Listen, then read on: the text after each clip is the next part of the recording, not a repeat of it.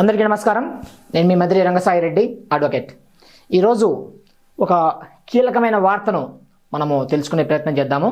ఇది ఈరోజు సాక్షి పత్రిక యొక్క మెయిన్ ఎడిషన్లో వాళ్ళు రాసుకోవడం జరిగింది. చూద్దాం ఒకసారి. ఆధారాలు లేకుండా అరెస్ట్ పౌరుడి వ్యక్తిగత స్వేచ్ఛను హరిస్తుంది సుప్రీంకోర్టు. ఈ స్టేట్మెంట్ దేనికి సంబంధించింది అని మీరు అనుకుంటున్నారంటే, మనకు ఈరోజు ఆంధ్రప్రదేశ్లో ఒక మద్యం కుంభకోణం జరిగింది 2019-24. దానికి సంబంధించి కొంతమందిని వరుసగా అరెస్టు చేయడం జరుగుతుంది. దానికి ఆల్రెడీ మనకు రాజశేఖర్ గారు అని చెప్పేసి విజయవాడ కమిషనర్ గారి ఆధ్వర్యంలో ఒక సిట్ దర్యాప్తు బృందం ఏర్పరిచారు. అందులో కొన్ని అరెస్టులు జరుగుతున్నాయి. ఇప్పుడు మనకు ఎంపీ అయినటువంటి మిథున్ రెడ్డి గారు ఈయన సుప్రీంకోర్టుకి వెళ్ళారు.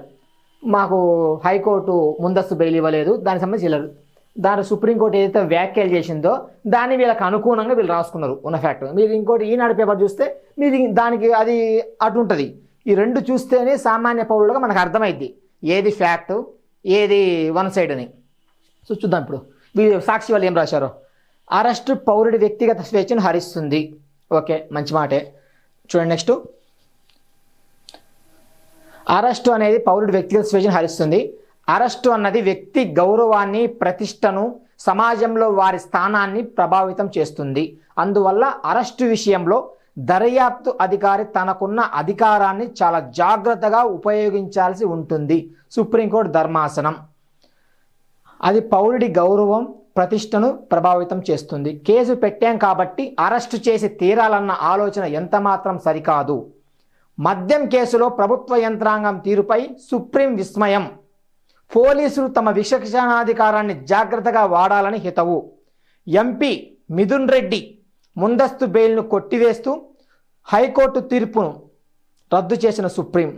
హైకోర్టు తీర్పును చూస్తే ఆధారాలు పూర్తి స్థాయిలో పరిశీలించలేదని స్పష్టమవుతుందని వ్యాఖ్య. తిరిగి విచారించి 4 వారాల్లో నిర్ణయం వెలువరించాలని హైకోర్టుకు సుప్రీం స్పష్టీకరణ. నిర్ణయం వెలువరించేంత వరకు మిథున్ రెడ్డిని అరెస్టు చేయవద్దని ఏసీబీకి ఆదేశం. ఇది ఒకటి. నెక్స్ట్ బాలాజీ గోవిందప్ప అరెస్టు మనం నెక్స్ట్ చూద్దాం.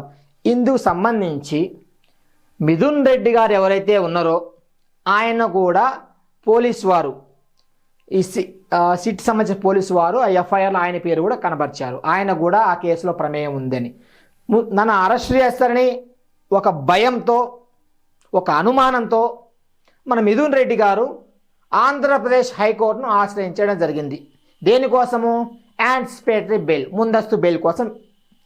కానీ హైకోర్టు వచ్చేసి ఆ ముందస్తు బెయిల్ ఇవ్వడం కుదరదని ఆ కేసును కొట్టివేయడం జరిగింది. అప్పుడు ఆయన సుప్రీంకోర్టు అప్పీల్కి వెళ్ళడం జరిగింది.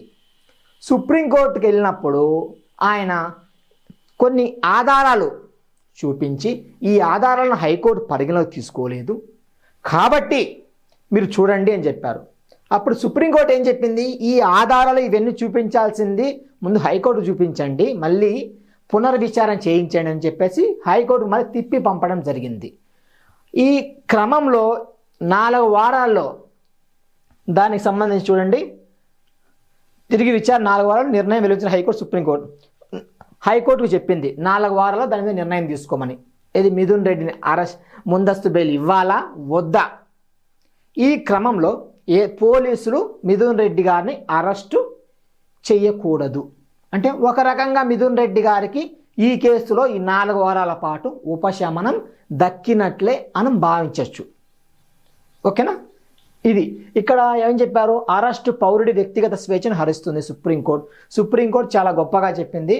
అలాగే అరెస్టు ఎట్లా పట్టడం చేయకూడదు. కానీ ఇక్కడ ఒక విషయాన్ని ప్రజల దృష్టికి తేవాలనుకుంటున్నాము. 2019-24 మధ్యలో మీకు ఈ సుప్రీంకోర్టులు, హైకోర్టులు అనేది వైసీపీ గవర్నమెంట్కి తెలియదా? ఎవరిని పడితే వాళ్ళని అరెస్ట్ చేయడము, ఒక మాజీ ముఖ్యమంత్రి కావచ్చు, సామాన్య పౌరుడు కావచ్చు, మీ ఇష్టం వచ్చినట్టు అరెస్టు చేశారా చేయలేదా? అప్పుడు మీకు ఈ రాజ్యాంగం, ఈ కోర్టులు ఇవన్నీ మీకు కనపడలే. ఎప్పుడైతే మీరు ప్రతిపక్షానికి వచ్చారో అప్పుడే మీకు కోర్టులు, రాజ్యాంగాలు వీటి మీద గౌరవం ఒక్కసారిగా మీకు కనబడుతున్నాయి. ఇదంతా మీకు అర్థమవుతుంది కదా మీరు చేసే పనులన్నీ. ఇంకోటి, బాలాజీ గోవిందప్ప అరెస్టు సంగతి తెలుస్తాం. ఇప్పుడు ఈ గోవిందప్ప గారు అనే ఆయన కూడా ఇందులో ఈ మద్యం కేసులో ఒక సహా నిందితుడిగా మనం అనుకోవచ్చు. ఈరోజు ఆయన వచ్చేసి కోర్టు ఏదైతే బెయిల్ ఫైల్ చేశారో ముందస్తు బెయిల్ దాన్ని కొట్టేసినప్పుడు సరెండర్ కావాలి కదా.